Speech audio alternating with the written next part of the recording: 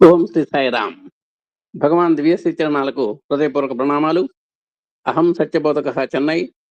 శ్రీ సత్యసాయి దివ్య జ్ఞాన యజ్ఞము, శ్రీ సత్యసాయి దైనందిన ఆధ్యాత్మిక సత్సంగ వేదిక. నేటి విశిష్ట కార్యక్రమము సత్యం శివం సుందరం 6వ భాగం గ్రంథపట్నం. గ్రంథ పఠనకర్త శ్రీమతి కందాళ భక్తవత్సలమ్మ గారు. ఈ కార్యక్రమం తర్వాత మధురాష్టకం అప్పులాచార్యులు గారు పఠిస్తారు.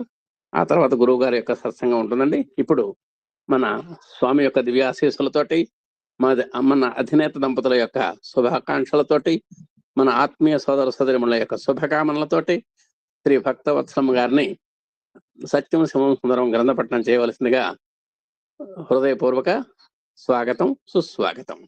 సాయిరాం. ఓం శ్రీ సాయిరామ్.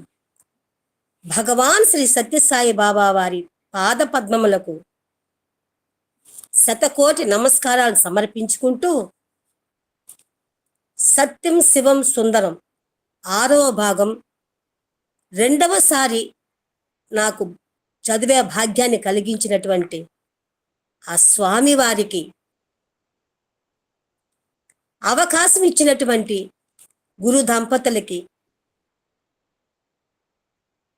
ప్రణామాలు తెలుపుకుంటూ మన సాయి కుటుంబ సభ్యులందరికీ సాయిరామ్.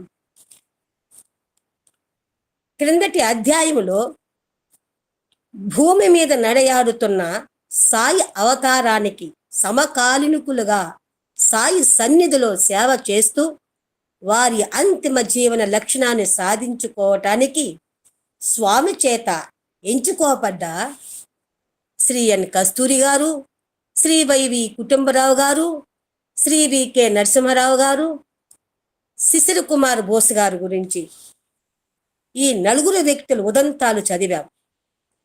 ఈ అధ్యాయంలో ప్రపంచంలో తన ఉద్దేశాన్ని నెరవేర్చుకోవడం కోసం ఎన్నుకోబడిన మరొక తరగతి పరికరాలను గురించి చదవబోతున్నాము.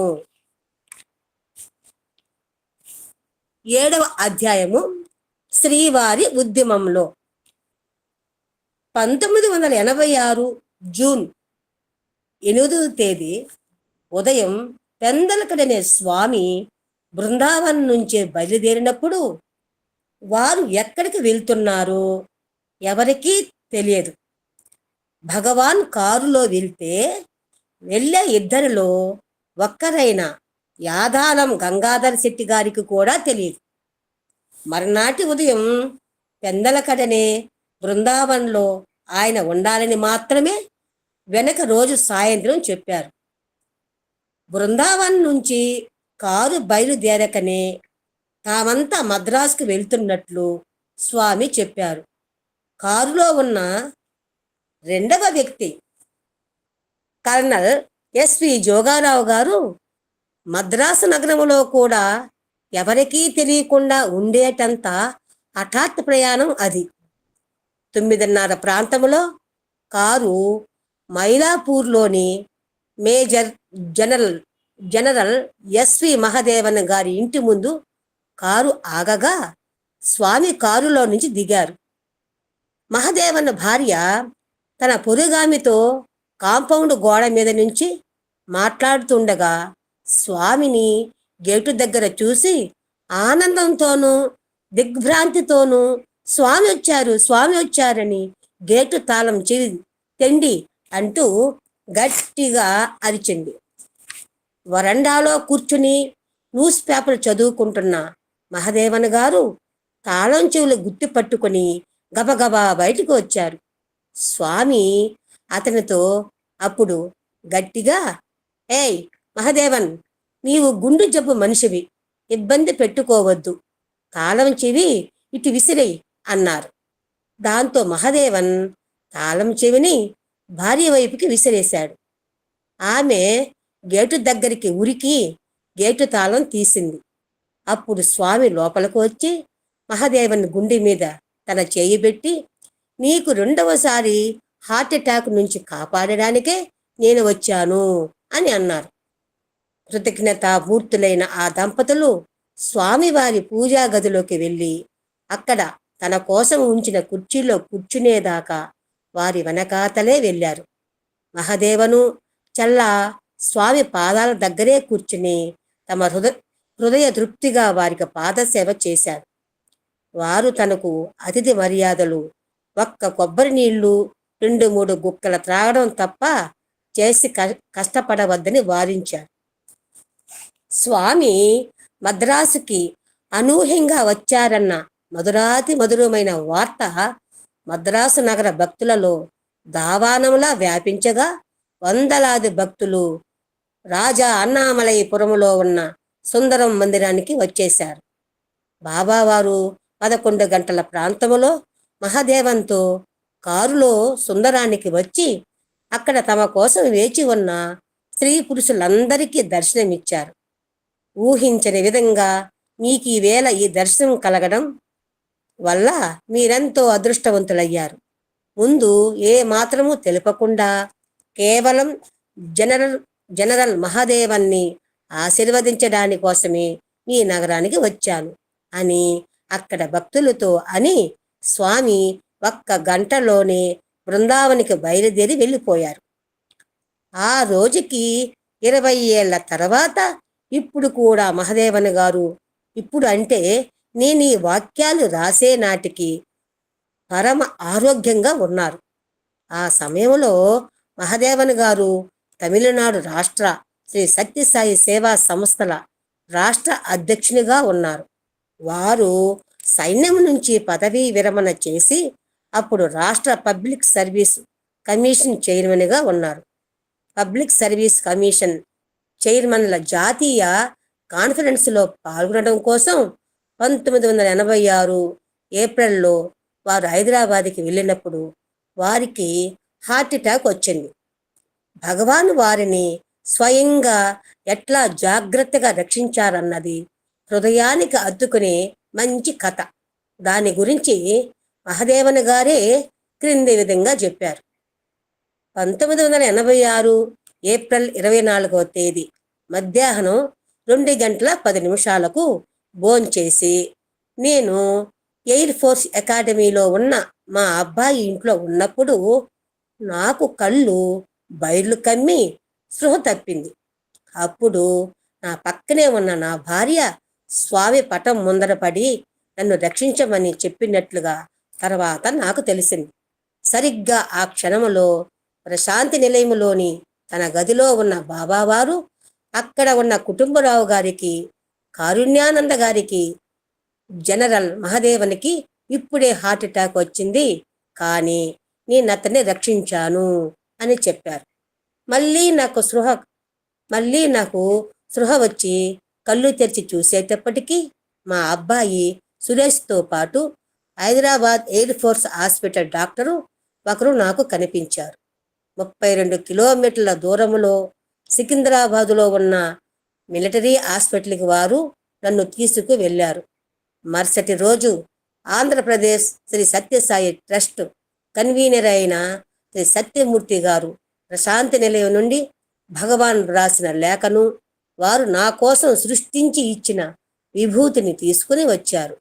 బాబావారు నా కోసమని నారింజ, బత్తాయి, కమల మొదలైన పండ్లను కూడా పంపించారు. స్వామి రాసిన లేఖలో, నాయనా, నీ వద్దనే నేనుండగా భయమెందుకు? నేను నీలో, నీతో, నీ చుట్టూతా దారి చూపుతూ కాపాడుతూ ఉన్నాను. ప్రేమతో, ఆశీర్వాదముతో నీ బాబా అని ఉంది. నాకు స్వామి యందు, వారి దివ్యమైన రక్షణ యందు సంపూర్ణమైన విశ్వాసం ఉన్నందువల్ల హాస్పిటల్కి 32 కిలోమీటర్లు ప్రయాణం చేస్తున్నప్పుడు కానీ, హాస్పిటల్లోని ఇంటెన్సివ్ కేర్ యూనిట్లో 21 రోజులు ఉన్నప్పుడు కానీ ఏ రకమైన భయం కలగలేదు. హాస్పిటల్లో ఉన్నన్ని రోజులు భగవాన్ యొక్క సాన్నిధ్యానికి సంకేతంగా పరిమళ భరితమైన మంచి విభూతి వాసన నాకు వచ్చింది. తరచుగా స్వామి నాకు కలల్లోకి వచ్చి నన్ను మరణించనీయనని అభయమిచ్చేవారు. పోగా వారు హాస్పిటల్లో ఉన్న నన్ను చూడడం కోసం తమ దూతలను కూడా క్రమం తప్పకుండా పంపించేవారు. సికింద్రాబాద్ మిలిటరీ హాస్పిటల్లోని ఇంటెన్సివ్ కేర్ యూనిట్లో 21 రోజులు గడిపాక ఒక మిలిటరీ డాక్టరు, ఒక నర్సు, ఒక ఆక్సిజన్ సిలిండర్తో మద్రాసుకు రైల్లో ప్రయాణం చేశాను. మద్రాసుకు చేరుకోగానే భగవాన్ కొడైకెనాల్కి వెళ్ళారని తెలిసింది. తమిళనాడు శ్రీ సత్యసాయి సంస్థల ప్రథమ సేవకుడిగా నన్నెంతో ప్రేమతో దయతో చూసుకున్న భగవానుని సేవించడం కోసం కొడైకెనాల్కి వెళ్ళాలనుకున్నాను. కానీ నా ఏకో కార్డియోగ్రామ్ చేసిన డాక్టర్లు, సార్, మీరు ఈ స్థితిలో పర్వత ప్రాంతాలకు వెళ్ళకూడదు, అది మీకు మృత్యువును కలిగించవచ్చు అని హెచ్చరించారు. ఆ మాటలకు నేనెంతో విచారపడి కళ్ళలో నీళ్లతో స్వామిని ప్రార్థించాను. కొడైకెనాల్లో వారికి ఏ సేవలు అందించడానికి శక్తిహీనుని అయినందుకు క్షమించమని అర్థిస్తూ ఒక లేఖ కూడా రాశాను. బాబా బృందావనికి వచ్చిన తక్షణమే శ్రీ బలరాం గారి ద్వారా నాకు ఒక లేఖని, ప్రసాదాన్ని పంపించారు. 1986 మే 27 నాటి ప్రేమపూరితమైన ఆ లేఖలో, ప్రియమైన మహాదేవను, నా ప్రేమను, ఆశీర్వాదములను అందుకో. నీ లేఖ నాకు ముట్టినది. నీ ఆరోగ్యం ఎట్లా ఉన్నది? అబ్బాయి ఎట్లా ఉన్నావు? ఎట్లా ఉన్నావు నీవు? విచారించవద్దు. నీ సాయిమ ఎల్లప్పటికీ నీతోనే ఉంటుంది. సంతోషంగా ఆరోగ్యంగా ఉండు. రానికి అంటే చల్లమ్మ నా ఆశీర్వాదములు అందించు. బలరాం ద్వారా నా ప్రేమతో కూడిన ప్రసాదం పంపిస్తున్నాను. త్వరలోనే నీకు దర్శనాన్ని ప్రసాదిస్తాను. ప్రేమతో బాబా అని ఉంది. మహాదేవన్ని భగవాన్ రక్షించడం ఇదే మొదటిసారి కాదు. ఆయన సైన్యంలో ఆఫీసరుగా ఉన్నప్పుడు ఆయనని, ఆయన సైనికులని వారెంతో విపత్కర పరిస్థితుల్లో చిక్కుకున్నప్పుడు స్వామి వారిని రక్షించారు. 1972లో ఆయన మేజర్ జనరల్గా పదవి ఉన్నతిని పొంది ఇండియా టిబెట్ సరిహద్దులలో కాశ్మీర్లోని లడక్ ప్రాంతంలో మంచు కప్పిన పర్వత డివిజన్కి జనరల్ ఆఫీసర్ కమాండింగ్గా నియుక్తుడైనప్పుడు ఆ పదవిలో చేరడానికి ముందుగానే మహాదేవన్ భగవాన్ ఆశీస్సులను పొందడం కోసం వారి వద్దకు వెళ్ళారు. ఇంటర్వ్యూ సమయంలో బాబా ఆయనకు wife here when I am near, నేను నీ చెంత ఉండగా నీకు భయం ఎందుకు అని అభయమిచ్చారు. స్వామి ఇచ్చిన అభయంలో కొద్దిగా మార్పు చేయడాన్ని గమనించి మహాదేవను, స్వామి, సాధారణంగా మీరు wife here when I am here, నేనుండగా నీకు భయం ఎందుకు అని కదా అనేది, మరి నా కోసం దాన్ని కాస్త మార్చారెందుకు స్వామి అని అడిగారు. నీవెక్కడో కాశ్మీర్లో వేల మైళ్ళ దూరంలో ఉంటే నేనిక్కడ ప్రశాంతి నిలయంలో కూర్చుని నన్ను రక్షించడం ఎట్లా సాధ్యమని నీ మిలిటరీ బుద్ధి ఆశ్చర్యంగా అనుకోవడం మొదలు పెడుతుంది. అందువల్ల నీవెక్కడున్నా నేను నీ దగ్గరే ఉంటానని అభయమియ్యదలుచుకున్నాను అని సమాధానమిచ్చారు స్వామి. కొద్ది వారాల్లోనే ఆయన సముద్ర మట్టానికి 12,000 అడుగుల ఎత్తున లడఖ్లో పశ్చిమాన నైరుతీన పాకిస్తాన్ సైన్యానికి ఎదురుగాను, తూర్పున ఉత్తరాన చైనా సైన్యాలకు ఎదురుగాను ఆయన తాను తన డివిజన్తో ఉన్నారు. ఆయన ప్రాంతంలోనూ తన మనుషులతోనూ ఇంకా పరిచయం చేసుకోవాల్సే ఉంది. ఇంతలో హఠాత్తుగా పిడుగుపడ్డట్టుగా కార్గిల్, ద్రాస్, చోర్, బట్లాల నియంత్రణ రేఖ దాటి పాకిస్తాన్ సైన్యం హఠాత్తుగా చొచ్చుకుని వచ్చింది. సరిగ్గా అదే సమయంలో చైనా సైన్యాలు కూడా కారాకోరం కనుమ నుంచి చొరబడ్డారు. ఏమి చేయాలన్నా సూచన కోసము, సాయం కోసము ఆ పరిస్థితుల్లో ఆయన భగవాన్ని గాఢంగా ప్రార్థించారు. తన దగ్గర స్వామి ఎప్పటికీ ఉంటానన్న అభయానికి అనుగ్రహపూర్వకమైన ఒక్క సూచననైనా చూపమని ఆయన కోరుకున్నాడు. ఇట్లా అనుకుంటూ ఆయన తన కాటేజీ గోడకు వేలాడుతున్న భగవాన్ పటం వైపు చూస్తుండగా ఆ పటం నుంచి కుప్పలు తెప్పలుగా విభూతి పుట్టి పటానికే అతుక్కుపోయింది. ఆ దివ్య సూచన ఆయనలో ధైర్యాన్ని, ఆత్మవిశ్వాసాన్ని కలిగించడంతో ఆయన కొద్ది రోజుల్లోనే పాకిస్తాన్, చైనా సైన్యాలను అతి తక్కువ మరణాలతో వాళ్ళ భూభాగాల్లోకి నెట్టేయగలిగాడు.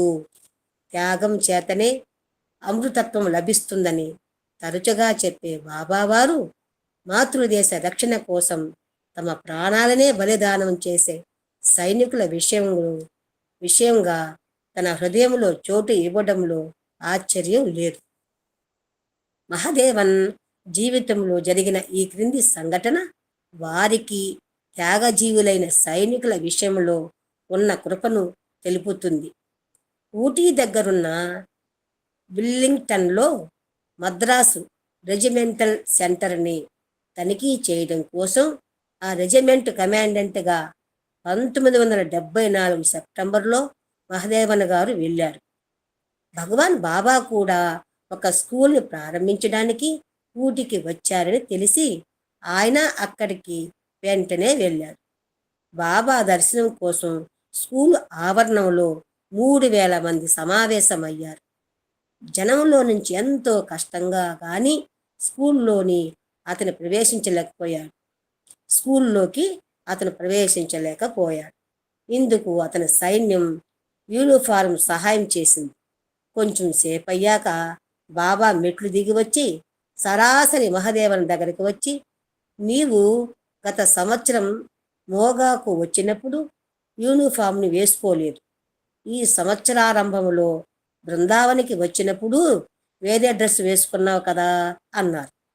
మహదేవను ఆశ్చర్యపడిపోయాడు ఆ మాటకు. ఒక్క హాస్పిటల్ను ప్రారంభించడానికి స్వామి చండీగఢ్ దగ్గరున్న మోగాకు గత సంవత్సరం వచ్చారు. అప్పుడక్కడికి లక్షల మంది వచ్చారు.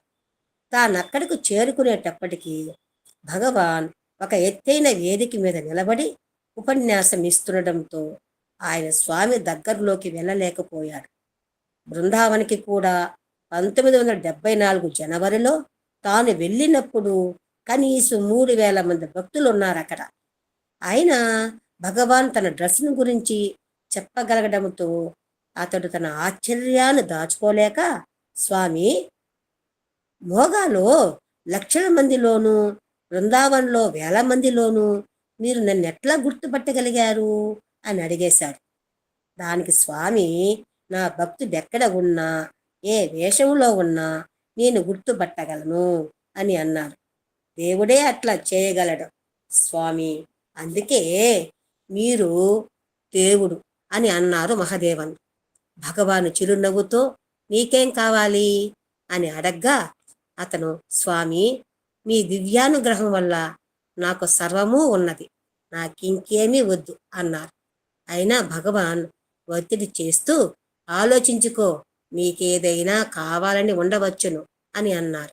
స్వామి, నా కోసమైతే నాకేమీ అక్కర్లేదు.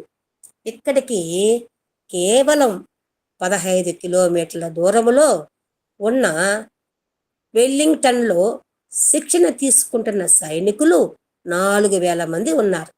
దయచేసి అక్కడికి వచ్చి ఆశీర్వదించండి స్వామి అని ప్రార్థించారు మహదేవన్. మహదేవనికి ఆశ్చర్యం కలిగేటట్లుగా భగవాన్, రేపుదయం నేనక్కడికి వస్తాను అని అన్నారు. మర్నాడు ఉదయం బాబా వారితో మహదేవన్ కారులో ఊటీ నుంచి వెల్లింగ్టన్కి ప్రయాణం చేస్తుండగా వారిద్దరి మధ్య మంచి చర్చ జరిగింది. బాబావారు మహదేవన్తో, నీవేమైనా అడగాలనుకుంటే స్వేచ్ఛగా అడగవచ్చును అన్నారు. ధ్యాన సమయంలో మహదేవన్ మనసుని ఏకాగ్రం చేయలేకపోతున్నాడు. అందుకని ఆయన స్వామిని ధ్యాన వేళ నరేంద్రుడు మనసుని ఏకాగ్రం చేయడానికి కష్టపడుతుండగా రామకృష్ణ పరమహంస ఆయన భూమధ్యములో గాజు పెంకుతో ఒత్తి ధ్యానానికి సహాయం చేశాడు. మరి మీరు కూడా నాకు అట్లా సాయం చేయగలరా అని అడిగాడు. భగవాన్ నవ్వుతూ, అట్లా చేయాల్సిన అవసరం లేదు. కాశ్మీర్లో నీ అధికారంలో ఎంతమంది సైనికులున్నారు అని అడిగారు. 30,000 మంది స్వామి. అది పెద్ద బాధ్యత. ఉదయం నీవు ధ్యానానికి కూర్చోగానే నీ ప్లాన్ల గురించి, నీ ఉద్యోగ విధి ప్రకారం ఆనాడు చేయాల్సిన పనుల మీద నీ మనసు తిరగడం మొదలు పెడుతుంది. అది సహజం కూడా. ఆటల్లో నీకేమైనా బహుమతులు వచ్చాయా? పూర్వం నేను హాకీ ఆడేవాణ్ణి స్వామి. ఇప్పుడేమో గోల్ఫ్ ఆడుతున్నాను. రెండిటిలోనూ నాకు బహుమతులు వచ్చాయి. నీవు ఒక్క రోజులోనే ఛాంపియన్వి అయ్యావా? ఎన్నో ఏళ్ళు ఆడాక అయ్యావు కదా. అవును స్వామి, ధ్యానానికి కూడా అదే అనువర్తిస్తుంది. కొంతకాలం నిజాయితీతో అభ్యాసం చేస్తే నీకది అలవాటు పడుతుంది అంటూ బాబా తన చేతిని త్రిప్పారు. అందమైన ఉంగరం రాగా దాన్ని వారు మహాదేవుని వ్రేలికి తొడిగారు.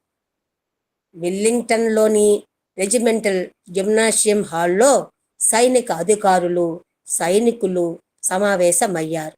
బాబావారు హాలులోకి రాగానే వాళ్ళంతా ఒకళ్ళనొకళ్ళు తోసుకుంటూ బాబా పాదాలను తాకడానికి ప్రయత్నించడంలో కాస్త గడబిడ అయింది.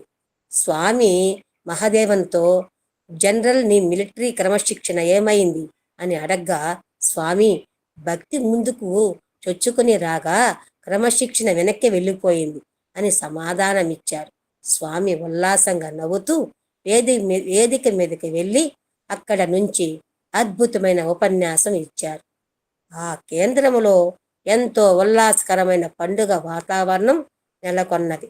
వెల్లింగ్టన్లోని defence services staff college commandant అయిన మేజర్ జనరల్ మల్హోత్రా అక్కడికి వచ్చి మన దేశం నుంచే కాక విదేశాల నుంచి కూడా వచ్చిన ఆర్మీ, ఎయిర్ ఫోర్స్ ఆఫీసర్లకు శిక్షణ ఇస్తున్నామని, అక్కడికి రమ్మనమని ప్రార్థించగా స్వామి వెంటనే ఒప్పుకొని ఆ కాలేజీకి వెళ్ళి అక్కడ ఆఫీసర్లకు 1 గంట పాటు ఉపన్యాసించారు.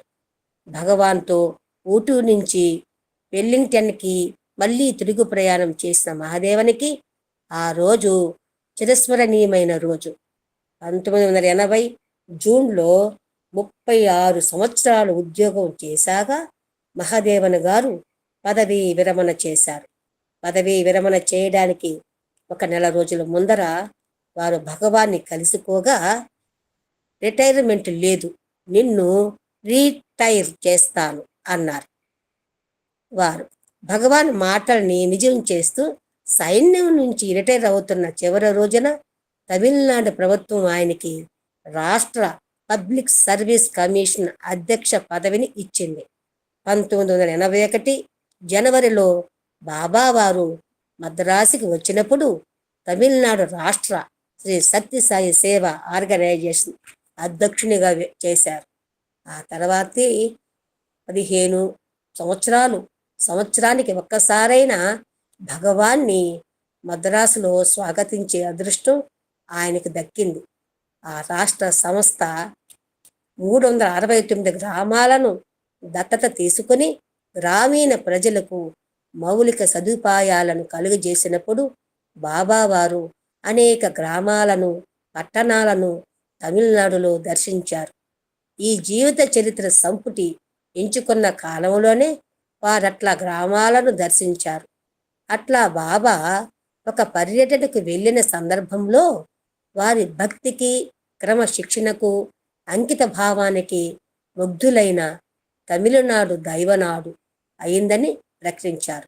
ఈనాటికి స్వామి సందేశాన్ని వ్యాప్తి చేస్తున్న మహాదేవన్ గారికి ఆ క్షణం జీవిత సాఫల్యం పొందిన క్షణము. 1992లో థాయిలాండ్ పార్లమెంటు కొత్త విద్యా చట్టాన్ని పాస్ చేసింది. ఆ చట్టము తన లక్ష్యంగా విద్యా విషయికంగా ప్రావీణ్యంతో పాటు మానవతా విలువలను పాటించే సచ్చీలం కలిగిన స్త్రీ పురుషులుగా ఎదుగగలగడానికి, విద్యార్థులు మానవులుగా కూడా పరిపూర్ణులవడానికి అని తెలిపింది. విద్యార్థులందరూ తమ జీవితాలలో ధర్మాన్ని, సత్ప్రవర్తనను కలిగి ఉంటే సుఖశాంతులతో బ్రతుకగలరని అది ఆశించింది. చారిత్రాత్మకమైన ఆ బిల్లును పాస్ చేయించడానికి ఎంతో కృషి చేసిన వ్యక్తి డాక్టర్ ఆర్ట్ ఓంగ్ జూమ్సాయి అనే పార్లమెంటు సభ్యుడు. థాయిలాండ్ సత్యసాయి సంస్థలలో ముఖ్య నాయకుడు. ఆనాటికి సాయి సంస్థలు అక్కడ ఎడ్యుకేషన్ ఇన్ హ్యూమన్ వాల్యూస్లో 15,000 మంది అధ్యాపకులకు శిక్షణ ఇచ్చాయి. అంతేకాకుండా శ్రీ సత్యసాయి స్కూల్ని కూడా వ్యవస్థాపించాయి.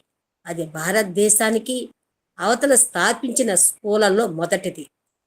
నూతన విద్యా చట్టాన్ని పాస్ చేయడాన్ని గురించి జూమ్సాయి గారి క్రింది విధంగా చెప్పారు.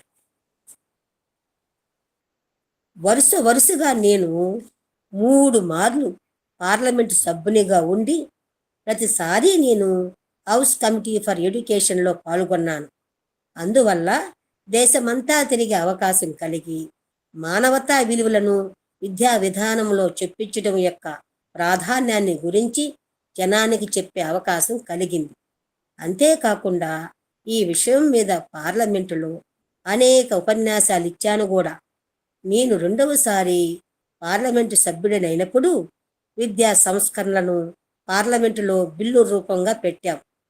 బోధన పద్ధతిని తెలిపే డ్రాఫ్ట్ రాసే పనిని కూడా నాకిచ్చారు. అది నాకు థాయిలాండ్లోని ప్రతి ఒక్క విద్యా విధాన అంశంలోనూ మానవతా విలువలను చేర్చే అవకాశాన్ని కలిగించింది. పార్లమెంటు ఆ చట్టాన్ని పాస్ చేసిన తీరు ఎంతో ఆశ్చర్యకరంగా ఉండింది. సాధారణంగా ప్రభుత్వంలో లేని రాజకీయ పార్టీ ప్రతిపాదించే బిల్లును ఎన్నడూ పాసు చేయరు. ఆ కాలంలో మా పార్టీకి చాలా కొద్ది మంది సభ్యులు మాత్రమే ఉండేవారు. నేనప్పుడు ప్రతి పార్టీ వారి వద్దకు వెళ్ళి ఆ చట్టం కోసం లాబీయింగ్ చేసి అది చట్టం అవుతే దేశ భవిష్యత్తుకి ఎట్లా మేలు జరుగుతుందో చెప్పాను. నేను శాకాహారినని, ఏ దుర్వసనాలు లేని వాణ్ణని, ఎప్పుడూ చిరునవ్వుతూనే ఉండేవాణ్ణని ఇంచుమించు ప్రతి పార్లమెంటు సభ్యునికి తెలుసు. నేను పార్లమెంటులో ప్రేమను ప్రసరిస్తూ కూర్చునేవాణ్ణి. ప్రతి ఒక్కరికి సాయపడుతూ ఉండేవాణ్ణి. ప్రతిపాదించిన విద్యా సంస్కరణల గురించి వివరిస్తూ ఉపన్యాసం ఇచ్చాను నేను. అది అయ్యాక పార్లమెంటులో నన్నెవ్వరూ ప్రశ్నలు అడగలేదు. ఓటింగ్ సమయం వచ్చేటప్పటికీ తాము వేరే పార్టీల వాళ్ళమని కూడా భావించకుండా అందరూ దానికి అనుకూలంగా చేతులెత్తారు. ఇది భగవాన్ బాబా వారి దివ్యానుగ్రహం వలనే సాధ్యమైందని చెప్పాలి. నేను రాజకీయాలలో పాల్గొనేటట్లు వారే ప్రోత్సహించారు. సాధారణంగా విద్య గరిపే అధ్యాపకులను, విద్యావేత్తలను రాజకీయాల్లోకి పోవద్దని చెప్పే భగవాన్ నన్ను మాత్రము వెళ్ళమని చెప్పడం విచిత్రం. నేను పార్లమెంటు సభ్యునిగా ఎన్నికైనప్పుడు స్వామి ఎంతో గర్వపడ్డారు. వారు నన్నెప్పుడు అవతల వాళ్లకు పరిచయం చేసినప్పటికీ జూమ్సాయి థాయిలాండ్ నుంచి వచ్చిన ఎంపీ, అతను సాయి ఎన్స్టిస్ట్ అనే పరిచయం చేస్తుంటారు. సైంటిస్ట్ శబ్దాన్ని వారట్లా విచిత్రంగా విరిచి శేషార్థాలు వచ్చేటట్లుగా చేస్తారు. జూమ్సాయి థాయిలాండ్లో 1984లో అత్యున్నత శాస్త్ర విజ్ఞాన ఆవిష్కారానికి గాను ఉత్తమ పురస్కారాన్ని పొందారు. నాసా యొక్క వైకింగ్ స్పేస్ ప్రాజెక్టులో ఆటోమేటిక్గా భూమికి దిగే యంత్రాన్ని డిజైన్ చేయడంలోనూ వారు పాల్గొన్నారు. నిజానికి బాబావారు జూమ్సాయి శిశువుగా ఉన్నప్పుడే అతన్ని ప్రాణాపాయ స్థితి నుంచి కాపాడాడు. ద్వితీయ ప్రపంచ యుద్ధం సమయంలో ఆయన బ్యాంకాక్లో జన్మించాడు. ఆయన తల్లిదండ్రులు ఇల్లు మిలిటరీ బారకులు సప్లై డిపోలో ఉన్న మిలిటరీ ప్రాంతంలో ఉండేది. అప్పుడు జపాన్ సైన్యం ఆ దేశాన్ని ఆక్రమించుకుని తమ మిత్ర సైన్యాలతో కలిసి బ్యాంకాక్లోని మిలిటరీ ప్రాంతాలన్నిటి మీద బాంబుల వర్షం కురిపిస్తున్నారు.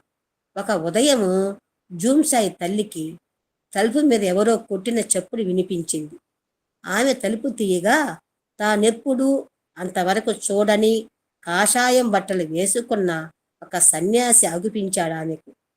ఆయన ఆమెకు ఇసుగులాగా అగుపిస్తున్న ఒక మెత్తని పొడి ఉన్న పొట్లాన్నిచ్చి ఇంటి కప్పు మీద చల్లమన్నాడు. అట్లా చల్లితే బాంబు దాడికి ఆ ఇల్లు గురి కాదని చెప్పారాయన. ఆమె వెంటనే వెళ్ళి కప్పు మీద ఉన్న పొడి చల్లి వచ్చేటప్పటికి ఆ సన్యాసి మాయమైపోయారు.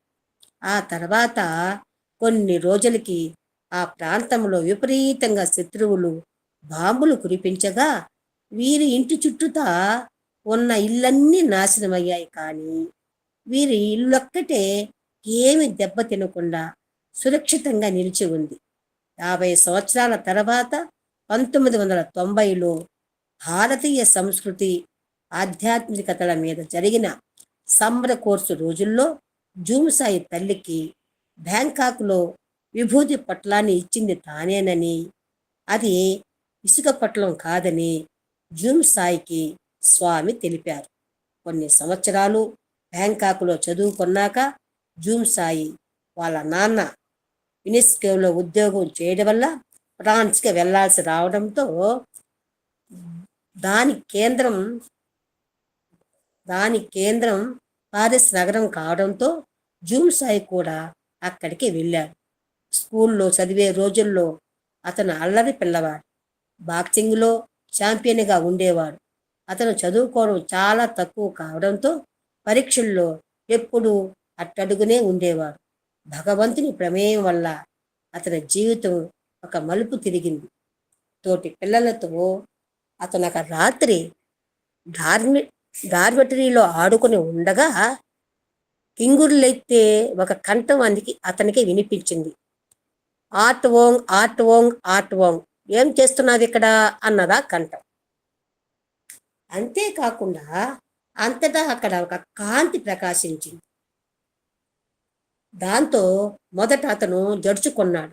కానీ వరుసగా 3 రోజులు అదే రీతిగా మళ్ళీ మళ్ళీ జరగడంతో అతడు తన తప్పును తెలుసుకొని తనను తాను సంస్కరించుకోవాలని నిర్ణయించుకున్నాడు. పవిత్ర గ్రంథాలను అధ్యయనం చేయడాన్ని, ధ్యానాన్ని అతడు సీరియస్గా తీసుకున్నాడు.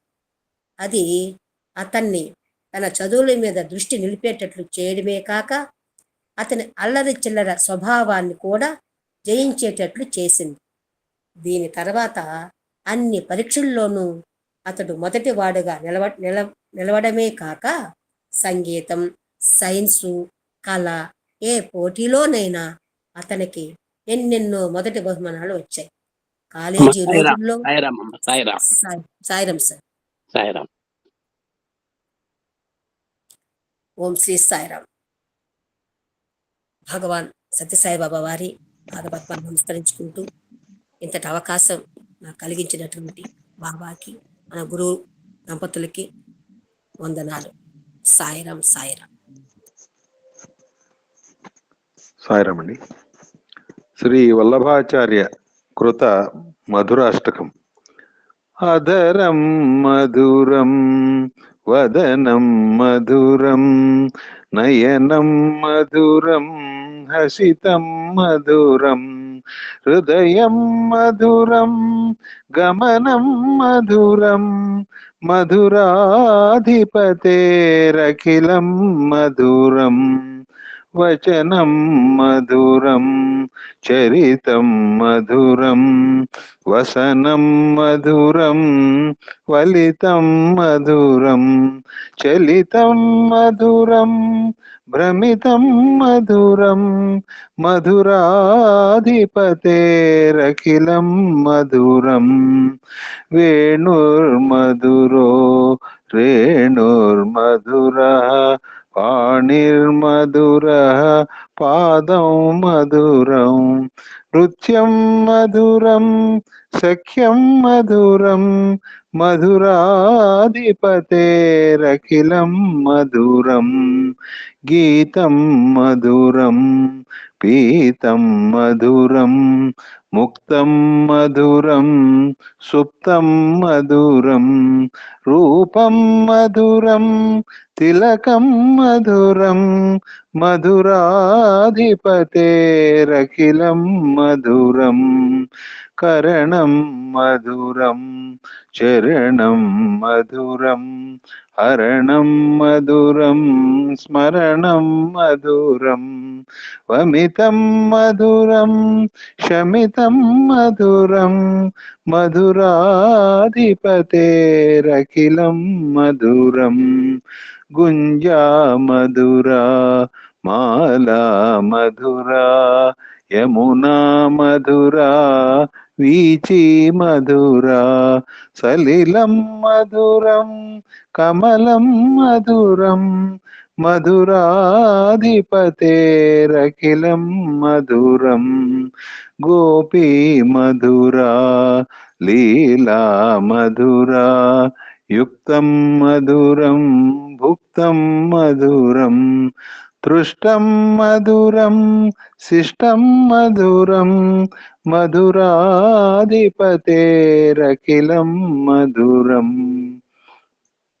గోపా మధురా గావో మధురా యష్టిర్మధురా సృష్టిర్మధురా దళితం మధురం ఫలితం మధురం దళితం మధురం ఫలితం మధురం మధురాధిపతేరఖిలం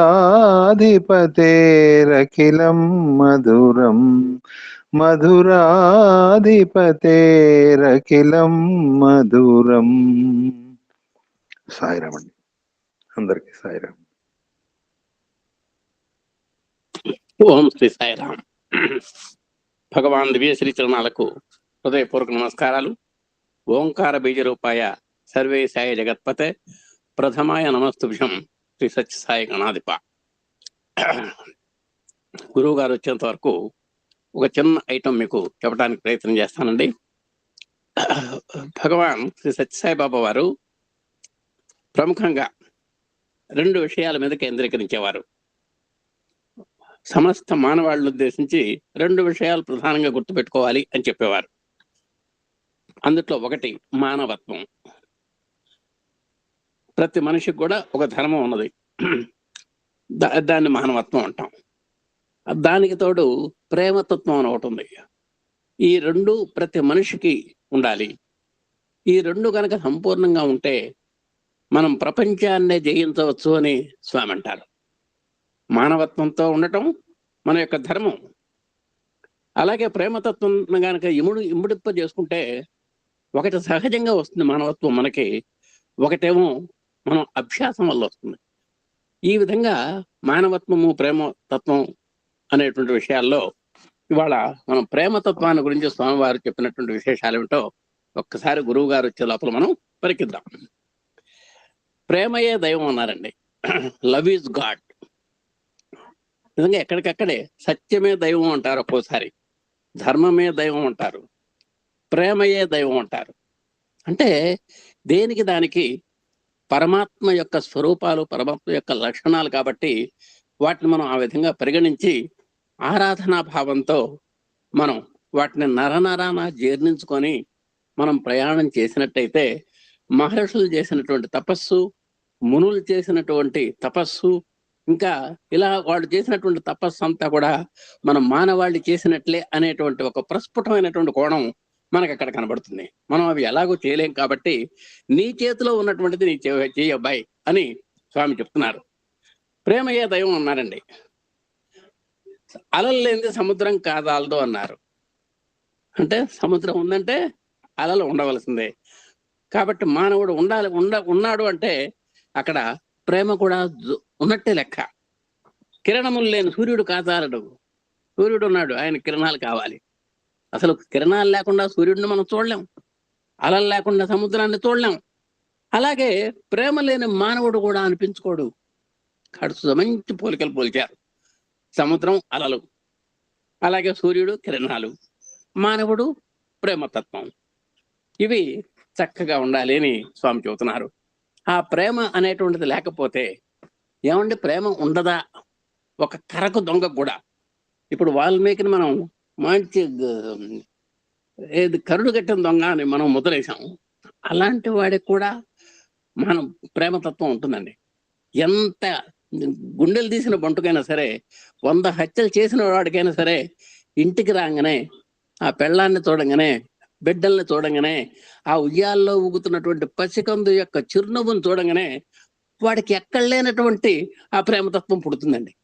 వాడు కరుడు కట్టిన దొంగ అయినా సరే వాడి యొక్క హృదయంలో వెంటనే అంకురిచ్చేటువంటి అపురూపమైనటువంటి గుణం ప్రేమతత్వం అండి. కాబట్టి ప్రేమ నా దగ్గర లేదండి, నా కోపం లేదండి అన్నట్టుగా ఉంటుంది ఇది. ఎవరో కాశీకి వెళ్ళి వచ్చారట. కాశీలో ఏం వదిలేరు మీరు? కోపాన్ని వదిలేశానండి. కాశీలో ఏం వదిలేశారు సార్? కోపాన్ని వదిలేశాను. కాశీలో ఏం వదిలేశారండి? కోపం వదిలేశాను. ఈ విధంగా ఒక్కసారి 25 ప్రశ్నలు వేశాడండి ఆయన. ఒక ఆయన ఆ కాశీకి వెళ్ళి వచ్చినటువంటి ఆయన్ని. ఇక 26వ ప్రశ్నకి తట్టుకోలేకపోయి, ఏమయ్యా నీకు బుద్ధి లేదా? నేను కాశీలో కోపం వదిలేసి వచ్చాను, ఖబర్దార్ అన్నాడు. అంటే ఇప్పుడు ఆయన కోపం ఉన్నట్ట లేనట్ట? కోపం ఉన్నట్టేగా. కాబట్టి మన సూత్రాలకు ఆచరణకి ఎంతో తేడా ఉంటుంది.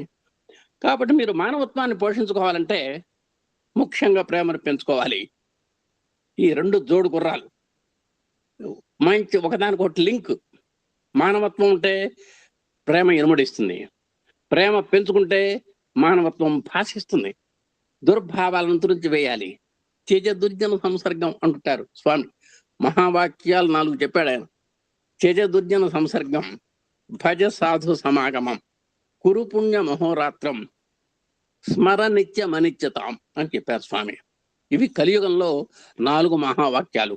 ఇవి ఎలాంటివంటే తత్వమసి, అహం బ్రహ్మాస్మి, అయమాత్మా బ్రహ్మ, ప్రజ్ఞానం బ్రహ్మ. ఆ వాక్యాలకి ఎంత విలువ ఉందో ఆ స్వామి చెప్పినటువంటి ఈ వాక్యాలకు కూడా అంత విలువ ఉంది. అంటే అవి ఎట్లాగో అవి వేదాంతం కాబట్టి మనకు అర్థం కాదు. కానీ ఈ మాటలకు ఇబ్బంది ఏముందండి మనకు? దుర్భావాలను వదిలిపెట్టేసేయండి. చేచ దుర్జన సంసర్గం. నీలో ఇక్కడ 2 అర్థం చేసుకోవాలి మనం. మీలో ఉన్నటువంటి దుర్గుణాలను వదిలేసేయండి, బాహ్య ప్రపంచంలో ఉన్నటువంటి దుర్మార్గుల్ని వదిలేసేయండి. అది త్యజ దుర్జన సంసర్గం అంటే. నీలో ఉన్నటువంటి చెడు గుణాలు కూడా వదిలేయాలి. ప్రహ్లాదుడు వాళ్ళ నాన్నతో అన్నాడు, నానా నువ్వు అన్ని లోకాలు గెలిచావు, సమస్త భూమండలాలను గెలిచావు, సమస్త భువనాలను గెలవగలిగావు, కానీ నీలో ఉన్నటువంటి 6 శత్రువులను నువ్వు గెలవలేకపోయినావు నానా అన్నాడు. ఆ 6 ఏళ్ల కుర్రాడు 60 ఏళ్ల తండ్రిని పట్టుకొని, నీలో 6 ఉన్నారు శత్రువులు, కామ క్రోధ లోభ మోహ మద మాత్సర్యాలు, వాళ్ళని నువ్వు జయించలేకపోయినావు అని చిన్న పిల్లవాడి చేత నీతులు చెప్పించుకోవాల్సిన పరిస్థితి హిరణ్యకశిపుడికి వచ్చింది. కాబట్టి మనం ఆ దుర్భావాలను చేయాలి. ఈనాడు చదువులు బాగా దిట్టంగా చదువుతున్నారు. మా రోజుల్లో డిగ్రీ చదివితే గొప్ప. ఈనాడు చదువులు అంటే బీటెక్లు, ఎంటెక్లు, ఎంఎస్లు, అసలు ఏదో కొన్ని డిగ్రీలు అర్థం కావట్లేదు, బీబీఎంలు, ఏవేవో చదువుతున్నారు. ఆ చదివే కొద్దీ మరి ఇంకా పెరగాలిగా. మనం డిగ్రీతో ఆగాం, ఇంటర్మీడియట్తో ఆగాం ఆ రోజుల్లో. మరి ఈనాడు మంచి పీజీలు చదువుకుంటున్నటువంటి కారణంగా వాళ్ళు ఎంత షైన్ అవ్వాలండి. కానీ ఎంత చదువు ఎక్కువ అవుతుందో మానవుల్లో ప్రేమ అంత తగ్గిపోతుంది. మరి ఏం పెరుగుతోంది? ఎప్పుడైతే ప్రేమ తగ్గుతోంది మరి ఏదో ఒకటి పెరగాలిగా. మరి అక్కడ ద్వేషం పెరుగుతోంది. విభేదాలను పెంచుకొని యథార్థాన్ని మర్చిపోతూ అనర్థానికి గురవుతున్నారు మనం. యూత్ అంతా కూడా, యూత్ అంటే అందరూ కూడా ఏదోటి విభేదం. వాడు అవునంటే వీడు కాదంటాడు. సమాజంలో మీరు చూడండి, అంటే ఒకడు చెప్పిన దాన్ని ఒకడు గౌరవించడం అనేటువంటిది మనకు లేదు. మన సత్యసాయి సంస్థల్లోనే కాస్త ఆ చిరునవ్వుతోటి మాట్లాడుకోవటం ఉంటుంది. సమాజంలో విభేదాలని పెంచుకోవటం, యథార్థాన్ని మర్చిపోవటం, అనర్థాన్ని కొనుక్కోవటం, ఈ మానవత్వాన్ని విస్మరించి ఈ విధంగా ప్రతి మనిషి కూడా పశువులాగా తయారవుతున్నాడండి.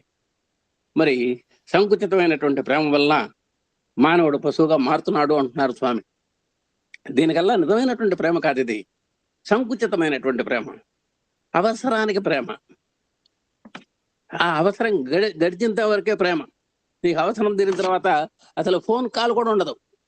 ఎంతో ఉపకారం చేస్తాం మనం. ఎంతో ఉపకారం చేసినా సరే ఆ ఉపకారం పొందినటువంటి వాళ్ళు సార్ చాలా హృదయపూర్వక ధన్యవాదాలు సార్ అని అనలేకపోతున్నారు. దేనికంటే అయిపోయింది, ఇక అవసరం తీరిపోయింది కదా. సంకుచితమైనటువంటి ప్రేమ వల్లనే మానవుడు ఈ విధంగా దుస్థితికి తయారవుతున్నాడు. అలాంటి వాడికి ఏనాటికైనా సరే ఆనందం లభ్యం కాదు. మీకు ఒక్కటే గుర్తుపెట్టుకోండి, ఎప్పుడైతే ప్రేమ తరుగుతుందో ఆనందం కూడా తరిగిపోతుంది. ఇది అనులోమానుపాతం అంటారు లెక్కల్లో. అంటే ఇది తగ్గితే అది తగ్గుతుంది. ఇప్పుడు ఇక్కడ ఏం తగ్గుతోంది? ప్రేమ తగ్గిపోతుంది అన్నకు. ఎప్పుడైతే ప్రేమ తగ్గిందో మీరు కోరుకునేటువంటి ఆనందం కూడా అలాగే తగ్గిపోతుంది. హృదయాన్ని విశాలం కావించుకోవాలి. నేను నా కుటుంబం, నా పిల్లలు ఎంతసేపటికి ఉండొచ్చు, తప్పులేదు. కానీ వసుధైవ కుటుంబం అంటాడు. వసుధైవ కుటుంబం చెబుతున్నారు, అప్పుడప్పుడు గురువు గారు కూడా చెబుతున్నారు. అంటే ప్రపంచం మొత్తం కూడా నా కుటుంబము, జగమంతా నా కుటుంబము, అందరూ బాగుండాలి, అందులో నేనుండాలి అనేటువంటి ఒక అపురూపమైనటువంటి కోరిక మనం ఎప్పుడు కూడా కోరాలి. కాబట్టి హృదయాన్ని మనం విశాలం చేసుకోవాలి. హృదయ వైసద్యం అంటాం దాన్ని. ప్రేమను పెంచుకునే కొద్ది కూడా ఆనందం అభివృద్ధి పొందుతుంది. నాకు చెప్పే అనులోమానుపాతం అది తరిగితే ఇది తరుగుతుంది. ప్రేమను మంచి ప్రగాఢంగా పెంచుకుంటూ పోతుంటే ఆనందం కూడా పెరుగుతూ ఉంటుంది. అందుకనే కొన్ని ఇళ్లలో ఎప్పటికీ చిరునవ్వులు చిందిస్తూ ఉంటారు. దరహాసోదనాలతో ఉంటారు కొంతమంది. కొన్ని ఇళ్లలో పోతే అసలు వాళ్ళకి దిగులు, చింత, ఎక్కడ విచారం అనేటువంటిది కనబడదు కొంతమంది. దేనికని? అందరూ అంత ప్రేమమయంగా ఉంటారు. ఎప్పుడైతే ప్రేమ ఇనుమడిస్తుందో మీలో ఆనందం ఆటోమేటిక్గా మీకు అది రెట్టింపు అయిపోతుంది. భగవంతుడు ప్రేమ స్వరూపుడు. ఇంతకు మనకు ప్రేమ ఎవరి దగ్గర ఉంది? మరి ఎక్కడికి వెళ్ళాలి? ఆ ప్రేమ కోసం ఎక్కడికో వెళ్ళక్కర్లా. ప్రేమ మీలోనే ఉంది, మీలోనే భగవంతుడు ఉన్నాడు. కాబట్టి ముందర మిమ్మల్ని ప్రేమించుకోవటం నేర్చుకోండి. నా అంత సన్నాసి ఆల్ ఇండియాలో లేడు అంటుంటాడు ఒక్కోడు. నేను ఉత్త నిష్ప్రయోజకుడినండి, నేను దురదృష్టవంతుడినండి, నాకు అసలు ఏమి లేదు సార్, నన్ను అన్లక్కీ ఫెలో అంటుంటారు కొంతమంది. నీరసమైన మాటలు మాట్లాడుతుంటారు. వారందరికీ కూడా భగవద్గీతలో ఒకటి చెప్పాడు, ఉద్ధరేది ఆత్మనాత్మానం నాత్మానం అవసాదయేత్. ఎప్పుడు మనల్ని మనం కించపరచుకోకూడదు. నిన్ను నువ్వు ప్రేమించుకునేటువంటి ఎవడో కూడా నీ స్థాయి ఎంతదైనా సరే, నువ్వు ఎంత రిక్షా పుల్లరమైనా సరే, ఆటో డ్రైవర్ అయినా సరే, ఎవరి లెవెల్స్ వాళ్ళకుంటాయి. ఏ లెవెల్లో ఉన్నా మీరు, అక్కడ ప్రైమ్ మినిస్టర్ లెవెల్లో ఉన్నా, ఇక్కడ ఈ ఆటో డ్రైవర్ లెవెల్లో ఉన్నా, ప్రేమకి ఆనందానికి కొలమానాలు లేవు. ఏమంటే ఈయన దగ్గర కేజీ ప్రేమ ఉండాలి, ఈయన దగ్గర కేజీ ఆనందం ఉండాలి, ఏం లేవు, కొలమానాలు లేవు. వాళ్ళకంటే కూడా ఆ క్షణం తీరికలేనటువంటి ప్రైమ్ మినిస్టర్ కంటే కూడా ఒక ఆటో డ్రైవర్ హాయిగా పెళ్ళాంతో సుఖంతో పెళ్ళాం బిడ్డలతో ఎంతో ఆనందమయమైనటువంటి జీవనాన్ని గడపచ్చు, ఒక చెట్టు కింద డేరా వేసుకొని. అలాంటి వాళ్ళు మనకు కనబడుతున్నారు. కాబట్టి ప్రేమకు కానీ ఆనందానికి కొలమానాలు లేవు. కాబట్టి ఇంతకీ ఆ ప్రేమ మనకి ఎక్కడుంది? భగవంతుడు ఆయన దగ్గర ఉంది. కాబట్టి ఎప్పుడైతే భగవంతుడు అన్నామో మానవుడు కూడా ప్రేమ స్వరూపుడే. మరి భగవంతుడే నీవే నేను, నేనే నువ్వు అన్నారు కదా. మానవుడు కూడా భగవంతుడే, భగవత్ స్వరూపుడే. అయితే నువ్వు భగవంతుడు అని నువ్వు తెలుసుకోలేకపోతున్నావు. నేను తెలుసుకున్నానయ్యా. నువ్వెన్ని జన్మలు ఎత్తావో నాకు తెలుసు, నేనెన్ని జన్మలు ఎత్తానో నాకు తెలుసు. కానీ నీకెన్ని జన్మలు ఎత్తావో నువ్వు తెలియదు. నువ్వు గట్టిగా మొన్న వండిన కూర కూడా నువ్వు చెప్పలేవు. ఇంకా నీకేం తెలుస్తుందయ్యా? మొన్న ఏం తిన్నావో నువ్వు చెప్పలేవు. అలాంటి వాడికి నీకేం తెలుస్తుంది? నీకు పోయిన జన్మలో నువ్వేం ఎత్తావో, నీ కథ ఏమిటో, నీ కమామేషం ఏమిటో నీకేం తెలుస్తుంది? కాబట్టి కనుకనే దైవం మానుష రూపేణ అన్నారు. దేవుడు ఎక్కడో లేడు, సాటి మానవుడిలో ఉన్నాడు. మీకు ఏదన్నా ఆపద వస్తే స్వామి చెప్పేటువంటి కథలన్నిట్లో కూడా మీరు ఎక్కడన్నా గమనించండి, స్వామి ప్రత్యక్షంగా రావటం కానీ, పరోక్షంగా ఎవరన్నా పంపించడం కానీ, ఆ గట్టెంగించడం కానీ, అది మనకు ఎన్నో ఉదాహరణలు చూసాం. నువ్వు చేసేటువంటి ఉపకారాలు నువ్వు కనుక చేసుకుంటూ పోతే, నీ మంచితనం నువ్వు చేసుకుంటూ పోతుంటే నీకు అక్కడ ఏమీ ఢోకాలేదు. ఎవరెవరు ఆ స్వామి పంపిస్తారు, ఆ పని కార్యం జరిగేటట్టుగా చూస్తారు. కాబట్టి దేవుడు ఏ రాముడి వేషంలోనో, ఏ కృష్ణుడి వేషంలోనో రావాలి అని మీరు అనుకోవద్దు. సాటి మానవుడు యొక్క రూపంలో వస్తాడు. నిజంగా దేవుడిలాగా వచ్చారు సార్ మీరు అంటాం ఒక్కోసారి. నిజంగా ఈ సమయంలో మీరు దేవుడిలాగా వచ్చారు సార్, మీరు దేవుడు అంటాం ఒక్కోసారి వాళ్ళు చేసినటువంటి ఉపకారానికి. అదే దైవం మనుషు రూపేణ అంటే. ప్రేమ లేని హృదయం మరుభూమి వంటిది. ఎవరికైతే ప్రేమ లేదో కొంతమంది కర్కశంగా ఉంటారు. అసలు చూపు కరుకే, మాట కరుకే, మనసు కూడా కరుకే కొంతమందికి. అలాంటి వాళ్ళు కూడా లేకపోలేదు, ఉన్నారు. ఇక వాళ్ళు ఎలా వాళ్ళ యొక్క హృదయాన్ని మనం దేంతో పోల్చారంటే స్వామి మరుభూమితో పోల్చారు. అంటే ఒక శ్మశానం అన్నమాట మరుభూమి అంటే. ప్రేమకు మిగిలినది మరొక్కట్లేదు. మీ హృదయంలో ప్రేమ ఒక్కటి ఉంటే ఇంకా అందులో ఏ దుర్గుణములు ప్రవేశించుటకు వీలు కాదు. కాబట్టి మీ హృదయంలో ఒక్క ప్రేమను గనక మీరు చక్కగా పోది చేయగలిగితే ఇక అసలు మీకు ఢోకా లేదు. ఏ దుర్గుణాలకి అవకాశం లేదు అక్కడ. ఏ కలుపు మొక్కలు ఉండటానికి అవకాశం లేదు. ప్రేమ అనే మొక్క కనుక మనం పెట్టామంటే అక్కడ మిగతా కలుపు మొక్కలన్నీ దుర్గుణాలు అనేటువంటి కలుపు మొక్కలకి అక్కడ అవకాశం లేదు. కనుక మీ హృదయాన్ని ప్రేమతో నింపుకోండి. మీరు ఫిల్ విత్ లవ్ అనమాట. మీ యొక్క హృదయాన్ని మీరు ప్రేమతో నింపుకోవాలి. లౌకికమైనటువంటి భౌతికమైనటువంటి ప్రేమయ్యే కాదు. మనం మెరమెత్తుల కోసం ఎంతో మందితో ప్రేమతో నటిస్తుంటాం, అంటే ప్రేమగా ఉంటాం. మరి అది నటనం ఉండటం తర్వాత ప్రేమగా పలకరిస్తాం మన పని అయ్యేదాకా. ఆయన అమ్మడి తిరుగుతాం 90 సార్లు అయినా సరే తిరిగి మన పని అయ్యేదాకా కూడా ఎంతో ప్రేమతో ఉంటాం లౌకికంలో. అలాగే భౌతికంగా కూడా ఒక శారీరకమైనటువంటి సంబంధంగా కానీ ఏదైనా బాహ్యమైన సంబంధమైనటువంటి పనుల్లో కానీ మనం ఎంతో ప్రేమతో ఉంటాము. నిజంగా అది ప్రేమ కాదు. ఆధ్యాత్మిక ప్రేమ ఒక్కటే నిజమైన ప్రేమ. స్పిరిచువల్ లవ్ ఉండాలి. అంటే ఎలాంటి అందరినీ సమానంగా చూడగలగాలి. ఎలాంటి పరిస్థితుల్లోనైనా రాగద్వేషాలు ఉండకూడదు. అక్కడ నిమ్నోన్నతాలు ఉండకూడదు. పేద ధనిక మనకు కనబడకూడదు. కులమతాలు ఉండకూడదు. ఇవన్నీ కూడా ఆధ్యాత్మికంలో కులమానాలు. ఇవన్నీ కూడా సమత్వం సర్వభూతేషు అన్నాడు అక్కడ భగవద్గీతలో. అంటే సర్వభూతముల యందు మనం సమానత్వం ఉండాలి. అంతేగాని మనకు ఆ ఎగుడు దిగుడుగా ఎక్కువ తక్కువలు ఉండకూడదు. అది హృదయం నుంచి ఆవిర్భవిస్తుంది. అలాంటి ఆధ్యాత్మిక ప్రేమ అది నిజంగా అది కూరేది కాదు, ఊరాలి. అట్టి ప్రేమను మీరు పెంచుకోవాలి. మనిషిలో ఎన్ని సుగుణాలున్నా ప్రేమ కనుక లేకపోతే ప్రయోజనం లేదు. ఎంతో సుగుణవంతుడని ఎంతో మంచివాడు అంటాం, కానీ అక్కడ ప్రేమ అనేటువంటి పదార్థం కనుక లేకపోతే మీకు ఎన్ని సుగుణాలు ఉన్నా కూడా అవి రాణించలేవు. వాటికి రాణింపు లేదు. దేవుని యందు చూపేటువంటి ప్రేమ పూజ్య భావం మిళితమైనది. నిజంగా మనం ప్రేమ అంటాం, దేవుడి మీద చూపించేటువంటి ప్రేమకే మరొక పేరు ఉంది, భక్తి అని. భక్తి అంటే వేరే ఏం లేదు, ఆ దేవుడి మీద చూపించేటువంటి ప్రేమ. కానీ మనం మిగతా వాళ్ళ మీద చూపించేటువంటి ప్రేమ వేరు, మనం భగవంతుడి మీద చూపించేటువంటి ప్రేమ వేరు. కాబట్టి పవిత్రమైనటువంటి ప్రేమతో మనం భగవంతుడు ప్రార్థించాలి. తల్లిదండ్రుల యందు చూపేటువంటి ప్రేమలో ఆదరాభిమానాలు ఉంటాయి. మాతృభావన, పితృభావన ఉంటుంది. తల్లిదండ్రులని ప్రేమిస్తాం, భగవంతుడిని కూడా ప్రేమిస్తాం. భగవంతుని యొక్క ప్రేమలో అక్కడ ఒక పూజ్య భావం ఉంటుందండి. అంటే ఆయన పరాశక్తి, ఆయన భగవంతుడు, ఆయన సర్వవ్యాపి, సర్వశక్తిమంతుడు, సర్వజ్ఞుడు అనేటువంటి ఒక పూజ్య భావన మనకు ఉంటుంది. అలాగే తల్లిదండ్రులు కూడా పెడతాము, కానీ ఈమె నా తల్లి అనేటువంటి భావన ఉంటుంది. ఈయన మనకు తండ్రి అనేటువంటి భావన కూడా అక్కడ మనకు ఉంటుంది. పిల్లల ఎడల తల్లి చూపేటువంటి ప్రేమలో మమత, వాత్సల్యం, మాతృత్వం ప్రతిబింబిస్తూ ఉంటుంది. నిజంగా భగవంతుడు ఒక్క రూపంలో ఈ ప్రపంచంలో ఉన్నాడండి, అది మాతృమూర్తి. ప్రతి ఇంట ఉందాం అనుకున్నాడు ఆయన. ప్రతి ఒక్కడికి నాకు సొంత హక్కులాగా ఉండాలనుకున్నాడు భగవంతుడు. ఆమె తల్లి. వాస్తవంగా ఇక్కడ ఎవరన్నా కానివ్వండి, తల్లి లేనిదే మనం లేము. తల్లి ఆధారము, మనం ఆధేయము అని చెప్పుకున్నాం.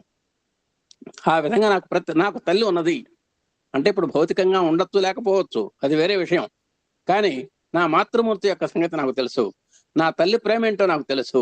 నా తల్లి చూపించినటువంటి ప్రేమ ఎలాంటిదో, ఎంత గరిష్టమైందో, ఎంత వరిష్టమైందో నాకు తెలుసు.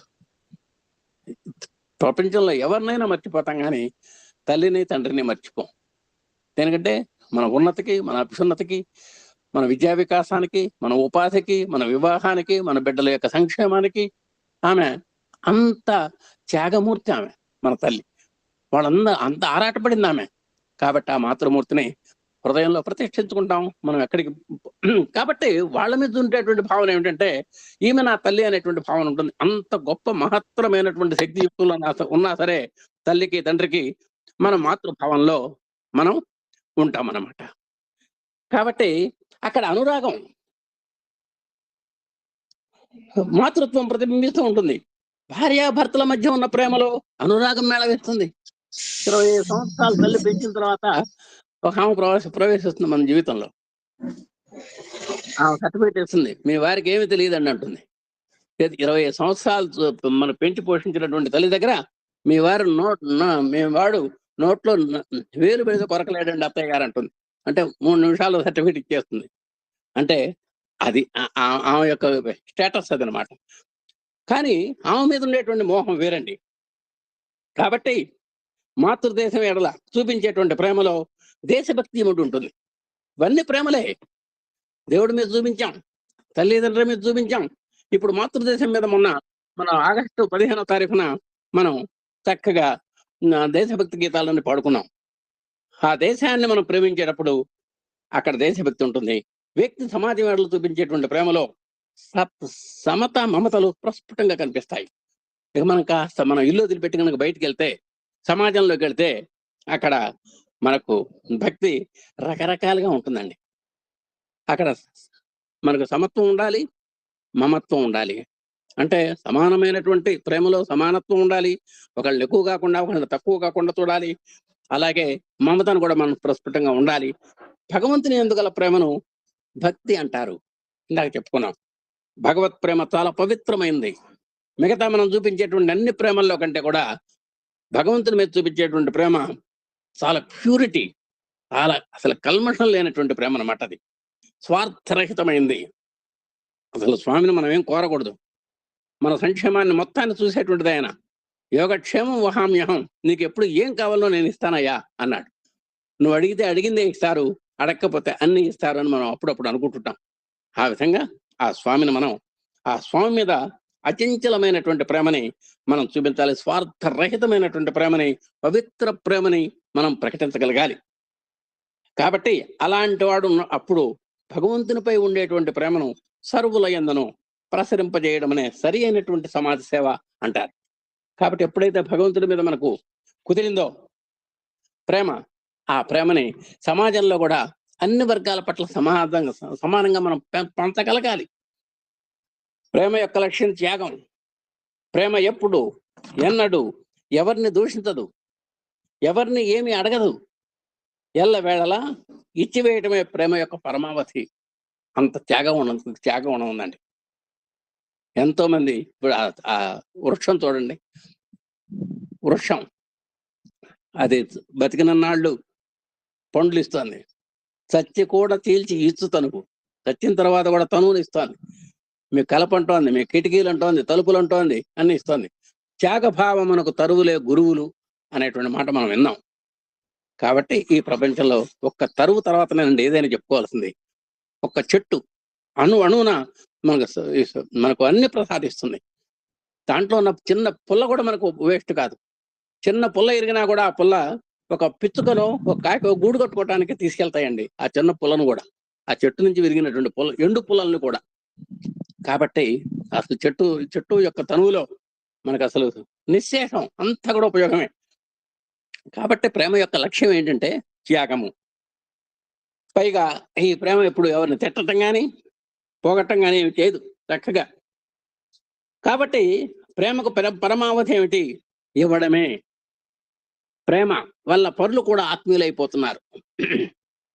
పరులు అంటే శత్రువులు అని అర్థం. ఇక్కడ ఎంత శత్రువు అయినా సరే మనం ప్రేమగా పలకరిస్తే ఒక్కసారి కొరకొర చూసినా, రెండోసారి కొరకొర చూసినా, మూడోసారి నో, వీళ్ళ పట్ల మనం కొరకొర చూడకూడదు, వీళ్ళు మన పట్ల ఆప్యాయంగా ఉన్నారు, ప్రేమగా ఉన్నారు అని వాడు కూడా చివరికి అంత ద్వేషించేటువంటి వాళ్ళలో కూడా ప్రేమ అంకురించి వాడు కూడా ప్రేమ స్వరూపిగా మారిపోతాడు. వాళ్ళు చివరికి మనకు ఆత్మీయులు అయిపోతారు. బహుదూరంగా ఉన్నవారు కూడా ప్రేమ వల్ల అత్యంత సన్నిహితులు అవుతారు. ఇప్పుడు మనం ఇక్కడ 60 మంది 100 మంది ఉన్నాం రోజు. నిజంగా ఒకళ్ళనొకళ్ళు చూసుకోలేదు, ఒకళ్ళని తెలియదు. మీ ఇంట్లో వాళ్ళు మాకు తెలియదు, మా ఇంట్లో వాళ్ళు మీకు తెలియదు.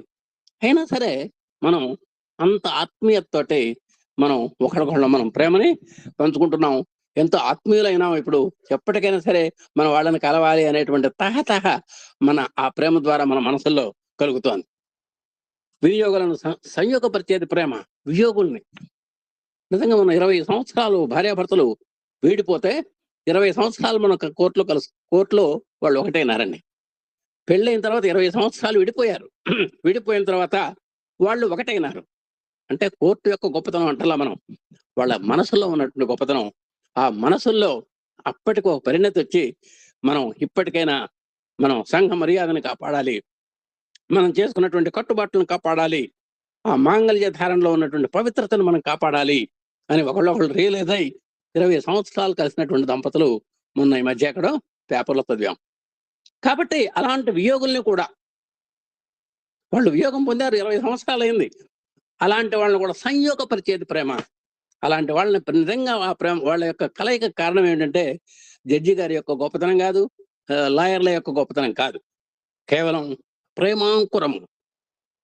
అక్రమ పంధాలో సంచరించే వారిని సక్రమ మార్గాన్ని పెట్టేది ప్రేమ. ప్రేమతో చెబితే నిజంగా దుర్మార్గంలో వెళ్ళేవాడు కూడా సన్మార్గం వైపుకి వెళ్ళిపోతాడు. నానా సిగరెట్లు తాగడం తప్పు నానా అంటే ఒకసారి వినకపోయినా ఇంకోసారి అయినా సరే ఏమో పదే పదే చెబుతోంది కాబట్టి దీంట్లో ఏదో ఉంది అని వాడు మారటానికి అవకాశం ఉంది. ద్వేషపూరితమైనటువంటి ప్రపంచాన్ని స్వర్గధామం చేయగలిగేది ప్రేమ. కాబట్టి ద్వేషంతో నిండిపోయినటువంటి సమాజాన్ని మొత్తాన్ని కూడా, అంటే ఒక నరకప్రాయమైనటువంటి సమాజాన్ని ఒక స్వర్గ సీమగా తయారు చేసేటువంటి అపూర్వమైనటువంటి కెపాసిటీ ప్రేమకుందండి. కాబట్టి ప్రపంచ శాంతికి ఆధారం ప్రేమ. మనమంతా వీ వాంట్ పీస్ అంటుంటాం. ఎక్కడి నుంచి వస్తుంది పీస్? నాకు శాంతి కావాలి, నాకు ప్రేమ కావాలి, నాకు శాంతి కావాలి. మరి ఎట్లా వస్తుందండి? నాకు ఆ కావాలి అనేది తీసి అవతల పడేస్తే శాంతి వస్తుందని అన్నారు. కాబట్టి కోరికలు లేకపోవడమే మనకు ప్రేమ వస్తుంది. ప్రపంచ శాంతికి ఆధారం ప్రేమ. ప్రేమ పశుత్వానికి అతీతమైనది. ఎక్కడైతే పశు లక్షణాలు ఉన్నాయో ఆ పశు లక్షణాలను కూడా సమూలంగా రూపుమాపగలిగినటువంటి శక్తి ప్రేమకుంది. ఒక్క ప్రేమ వల్లనే మార్చగలమండి ఎవరినైనా సరే. ద్వేషంతో మార్చలేము, కక్షలతో మార్చలేము, కార్పణ్యాలతో మార్చలేము. ఒక్క ప్రేమతో ఈ రోజు కాకపోతే రేపటికైనా సరే, ఇంకో 10 రోజులు కాదు, ఇంకో నెలకైనా సరే మన ప్రేమలో ఎక్కడ దోషం లేకుండా ఉంటే, మన ప్రేమ నిస్వార్థంగా ఉన్నట్టయితే ఎదుటివాడిని మార్చడానికి అవకాశం ఉంది. అది నిష్పాక్షికమైనది. అసలు ప్రేమలో పక్షపాతం లేదు. అదే ఈ పక్షానికి ఉంది, ఆ పక్షానికి లేదని లేదు. అక్కడ ప్రేమ లేని శరీరం శ్మశానంలోని శవంతో సమానం. చూడండి, నిజంగా మనం అంతా కూడా శరీరధారులం. శరీరం ఉంది మనందరికీ కూడా. ఆ శరీరం ఇచ్చింది మనం ఒక దివ్యమైనటువంటి ఆ ఆధ్యాత్మికలో నడిచి ఆ దైవత్వాన్ని పుణికి పుచ్చుకొని ఆ దివ్యత్వాన్ని సంతరింపజేసుకొని మనం ఆ భగవంతుణ్ణి చూడగలగాలి, భగవత్ సాక్షాత్కారాన్ని పొందగలగాలి అంటే మనకు శరీరాన్ని ఇచ్చింది. అందుకనే జంతువునాం నరజన్మ దుర్లభం అని కూడా అన్నాడు. శరీరమాజ్యం కలు ధర్మశాస్త్రం అని కూడా అన్నారు. కాబట్టి కంచరవాణి తోలు తిత్తి ప్రాణం లేకపోయినా శ్వాస తీసుకుంటూనే ఉంటుంది. చూడండి, నిజంగా మనకు ఉచ్ఛ్వాస నిశ్వాసలు ఉన్నాయి శరీరానికి. నిజంగా మనం సజీవులం, ఒక నిర్జీవం ఆ కంచవారి యొక్క తోలు తిత్తి. అలాంటి ప్రాణం లేనటువంటి తోలు తిత్తి కూడా ఉచ్ఛ్వాస నిశ్వాస, గాలి పీలుస్తోంది, గాలి వదులుతోంది, ఒక ప్రయోజనానికి అది ఉపయోగపడుతోంది. చూడండి ఎంత బ్రహ్మాండమైనటువంటి ఉపమానం ఇచ్చారు స్వామి. కంచరవాణి యొక్క తోలు తిత్తి ప్రాణం లేకపోయినా శ్వాస తీసుకుంటూనే ఉంది, శ్వాసక్రియ జరుపుతోంది. అది కృత్రిమ శ్వాసక్రియ. మనకు సహజమైనటువంటి శ్వాసక్రియ ఇచ్చాడు భగవంతుడు. ఇక దానికంటే ఎంత గర్వంగా ఉండాలి మనం చెప్పండి. అలాంటి తోలుతిత్తి కూడా ఒక కార్యక్రమ నిర్వహణలో ఒక అద్భుతమైనటువంటి పరికరం తయారు చేయడానికి అది తన శాయశక్తుల కృషి చేస్తోంది. ఇదంతా చెప్పిన వారు కబీర్ అండి. కాబట్టి ఆ కబీర్ మహాశయుడు ఎంతో అనుభవంతో చెప్పాడు. ప్రేమ కరుణలు మానవునికి ఉండవలసినటువంటి ప్రధానమైనటువంటి సుగుణాల్లో అతి ముఖ్యమైనవి. ప్రేమ ఉండాలి, కరుణ ఉండాలి. చూడండి, మరి ఈ రెండు కూడా కాస్త భిన్నంగా ఉంటాయేమో. మరి ప్రేమ ఉండాలి, కరుణ ఉండాలి అన్నారు. సమస్త జీవరాశుల ఎడ ప్రేమ దయలు కలిగి ఉండటం చేత ప్రతి మనిషి ఉన్నప్పటికీ చనిపోయిన వానితో సమానమే. చూడండి, కాబట్టి ప్రతి వాళ్ళ పట్ల మనకు ప్రేమ దయ ఉండాల్సిందే. మనిషి బ్రతికున్నప్పటికీ ఒకవేళ అవి లేకపోతే, ఏమంటే నాకు ఈ ప్రేమ కానీ ఈ దయ కానీ నాకు అవసరం లేదు అని కనుక ఎవడన్నా అంటే, వాడు బ్రతికున్నప్పటికీ చనిపోయిన వాడితో సమానమే. ప్రేమ దయ కరుణ లేని వ్యక్తి జీవన్మృతుడు మాత్రమే. వాడు బ్రతుకున్నా చచ్చిన వాడితో సమానమే. కాబట్టి అంత కఠినమైన మాటలు చెబుతున్నారు చూడండి స్వామి. కాబట్టి మనకు ప్రేమ ఉండాలి, దయ ఉండాలి, కరుణ ఉండాలి. జ్యోతికి ప్రాణాన్ని ఇస్తుంది తైలం. ఒక జ్యోతి ఉందండి. జ్యోతి అంటే మనకు తెలుసు, వెలుగుతున్నటువంటి ఒక పుత్తి. దానికి ఏమిటి ప్రాణం? దానికి ఆధారం ఏంటి? తైలము, అగ్ని ప్రజ్వలన. ప్రేమ జీవితానికే వెలుగునిస్తుంది. అలాంటి జ్యోతికి ప్రాణాన్ని ఇస్తుంది తైలం. ఆ ప్రేమ జీవితానికి వెలుగునిస్తోంది. ప్రేమ యొక్క లక్ష్యం త్యాగము. ఇందాక కూడా చెప్పుకున్నాం. అంటే భర్త కోసం భార్య ఆ రోజుల్లో సర్వస్వాన్ని త్యజించగలిగినటువంటి స్థాయిలో ఉన్నటువంటి కథలు కూడా మనం విన్నాం.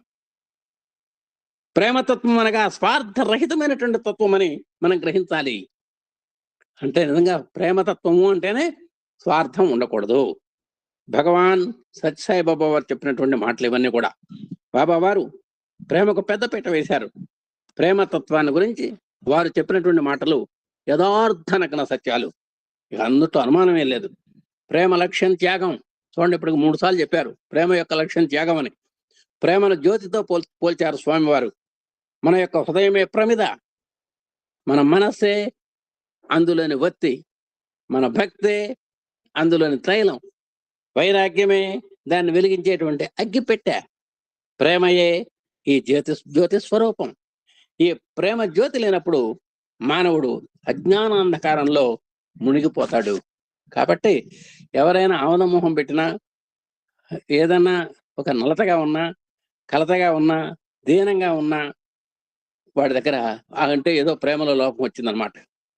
వాడికి ఎదుటి వాళ్ళ వలన ఏదో ఒక కష్టం కలిగి ఉంటుంది, ప్రేమ సంబంధమైనటువంటిది ఏదో ఇబ్బంది వచ్చిందనమాట. కనుక ప్రేమ ప్రతి ప్రాణికే ప్రధానమైందంటారు బాబా. మనకే కాదండి, ఒక జంతుజాలం కూడా ఆ పిల్లల్ని ఎంతో అపురూపంగా చూసుకుంటాయి. ప్రతి జంతు కన్నతల్లి. అందుకనే భగవంతుడు కన్నతల్లి రూపంలో మనకు ఇక్కడ ప్రత్యక్షం అయినాడు. ప్రతి ఇంట కూడా దేవుడు ఉన్నాడండి. It is called mother. ఆ తల్లి కంటే నమాతు పరదైవతం. తల్లి కంటే వేరే దైవం ఎవరు లేరు. అంత బిడ్డకి ఏ ఇబ్బంది వచ్చినా సరే అంత కంటికి రెప్పలాగా చూసుకుంటుంది. తను నిద్ర మానేసినా సరే, మరికి కొన్ని అహోరాత్రులు నిద్ర మానేసినా సరే బిడ్డ యొక్క సంక్షేమానికి పాటుపడేటువంటి అపురూప జీవి, అపురూప ప్రాణి తల్లి. కాబట్టి మరి ఇక్కడ మనకు చెబుతున్నాడు, ప్రతి ప్రాణికే ప్రధానమైందంటారు ప్రేమ. ప్రేమ ద్వారానే పరమాత్మను దర్శించవచ్చును. ఏమిటండి ఇంత ప్రేమ అంటున్నారు? ఈ ప్రేమ మనం బాగా సంతరించుకోవడం వల్ల మనకు కలిగేటువంటి ఉపాయం ఏమిటి అంటే, సాక్షాత్ పరమాత్మ దర్శనం అయ్యేటువంటి అవకాశం కూడా ఉంది. ఆయన అనుగ్రహాన్ని పొందేటువంటి అవకాశం ఉంది. ఎచ్చట ప్రేమ బలంగా ఉంటుందో అతడు సర్వశక్తులు సమకూరుతాయి. మీరు ఒకటే గుర్తుపెట్టుకోండి, ఏ పని చేస్తున్నా సరే మీరు ప్రేమగా అందరినీ కూడగట్టుకొని అందరితో ప్రేమగా ఉంటూ ఒక పెళ్లి చేయాలి, ఒక పేరంటం చేయాలి, ఒక మంచి డివైన్ కార్యక్రమం చేయాలి, ఒక 1000 మందిని పిలవాలి, మనం భోజనం పెట్టాలి. ఇలాంటి సమిష్టి కార్యక్రమాల్లో మనం పరస్పరం గనక లవ్లీ అంటే ప్రేమగా వ్యవహరించినట్టయితే మీకు అందరూ వస్తారు. ఏమండి నన్నేం చేయమంటారు సార్, నా డ్యూటీ ఏమిటి, నాకేం డ్యూటీ అప్పచెబుతారు మీరు అని మీకు ఆశించకుండానే ఎంతో మంది వస్తారు. మీ కార్యక్రమాన్ని తలా ఒక భాగాన్ని పంచుకుంటారు. అందరూ ఎవరి విధులు వాళ్ళు పరమేశ్వర సంకల్పంతో, ఈశ్వరానుగ్రహంతో దొరికినటువంటి సేవగా భావించి అది పరమేశ్వరుని యొక్క పనిగా చేస్తారు. ఆ పని విజయవంతం అయిపోతుంది. మనం అనూహ్యంగా విజయవంతం అయిపోతుంది. కాబట్టి ప్రేమ ఎంత బలంగా ఉంటుందో అక్కడ సర్వశక్తులు స్వామి సమకూరుస్తారు. కనుక ప్రేమయ్య దైవము కాబట్టి ప్రేమలో జీవించు, ఇతరులను కూడా ప్రేమలో జీవించినట్లు చెయ్యి. అందరు నువ్వు ప్రేమని అలవర్చుకోవాలి, ప్రేమతో జీవించాలి. అలాగే ఇతరులకు కూడా ఆ ప్రేమని నువ్వు పంచగలగాలి, వాళ్ళలో పెంచగలగాలి, వాళ్ళల్లో ప్రేమను కూడా పంచగలగాలి.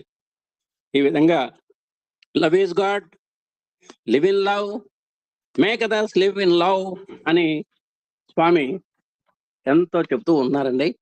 మరి ప్రేమతత్వం హృదయం నుండి ఆవిర్భవిస్తుంది. ఇందాక కూడా చెప్పారు, ఇది ఎక్కడి నుంచో వచ్చేది కాదు, ఓ ట్రైనింగ్ శిక్షణా తరగతుల ద్వారా వచ్చేది కాదు, ఓ కాలేజీలో చేరి నేర్చుకునేటువంటిది కాదు. ఇది ప్రేమ అమృతమయమైనటువంటిది. దాంట్లో కనుక రుచి కనుక తెలిస్తే, ప్రేమ యొక్క రుచి కనుక నువ్వు మరిగితే ఆ ప్రేమను నువ్వు వదిలిపెట్టవు. దేనికనేది అమృతం, ఆనందమయమైనది, అనంతమైనటువంటిది ఆ ప్రేమ. ప్రేమ చేత సాధించలేనిదంటూ ఈ జగత్తులో వేరొకట్లేదు. దేంతోనైనా సాధించలేకపోవచ్చు, కానీ ఒక ప్రేమతో సాధించవచ్చు. ఏ పనైనా చేయించవచ్చు ప్రేమతోటి. ఎదుటి వాడికి ఇష్టం లేకపోయినా సరే మీరు ప్రేమగా మాట్లాడితే అయిష్టాన్నైనా సరే ఇష్టంగా మలుచుకొని, కష్టమైనా సరే ఇష్టంగా భావించేస్తాడండి. మనందరికీ తెలిసినటువంటి విషయం. అవసరమైతే మనం ట్రైల్ వేయొచ్చు. ప్రేమతో సాధించలేదంటూ ఏం లేదు, సర్వము సాధించవచ్చును. ఇంకా వాళ్ళు సర్టిఫికేట్ కూడా ఇచ్చారు స్వామి. నువ్వు యూ కెన్ విన్ ఎవ్రీథింగ్. నువ్వు దేన్నైనా సాధించవచ్చు. ఇక నేను దీన్ని సాధించలేకపోయినానంటే ప్రేమతోటి అనేది ప్రపంచంలో లేదు. ప్రేమ పైకి కనిపించేది కాదు, అనుభవించేది. కాస్త ప్రేమ ఎట్టుంటుందో చూపించండి అంటే అది చూపించడానికి చూపించేది కాదు. ఇది అది భౌతికం కాదు చూపించడానికి, అది కేవలం భావగతం, అనుభవించేది, అనుభూతిని పొందేది. మీ తల్లికి నీ మీద ఎంత ప్రేమ ఉందో ఆమె చేసేటువంటి చేష్టల్లో తెలుస్తుంది, ఆమె ఆమె పెట్టేటువంటి పెట్టుపోతల్లో తెలుస్తుంది, ఆమె చూపులో తెలుస్తుంది, ఆమె మాటల్లో తెలుస్తుంది, ఆమె లాలంలో తెలుస్తుంది, ఆమె యొక్క ఆలంలో తెలుస్తుంది. అంతేగాని వీటన్నిటికీ ఒక పదాల్లో కవిత్వం రాయమంటే రాసే పరిస్థితి కాదు. కాబట్టి అనుభవించేది, అనుభూతిని పొందేది ప్రేమ. Love lives by giving and forgiving. ఇవ్వటంలోనే ప్రేమ ఉందన్నాడు. ఫర్ గివింగ్, ఇవ్వాలి, మర్చిపోవాలి. నువ్వు చేసినటువంటి పరోపకారం ఏదైతే ఉందో దాన్ని వెంటనే మర్చిపోమన్నారు స్వామి. నువ్వు చేసినటువంటి పరోపకారం. అలాగే నీకు ఎవరైనా అపకారం చేస్తే ఆ అపకారాన్ని కూడా మర్చిపోమన్నారు. కాబట్టి పరులకు పెడుతూ పాపాన్ని క్షమించడం వలన ప్రేమ పెరుగుతుంది. ఇతరులకు పంచడం నేర్చుకోవాలి.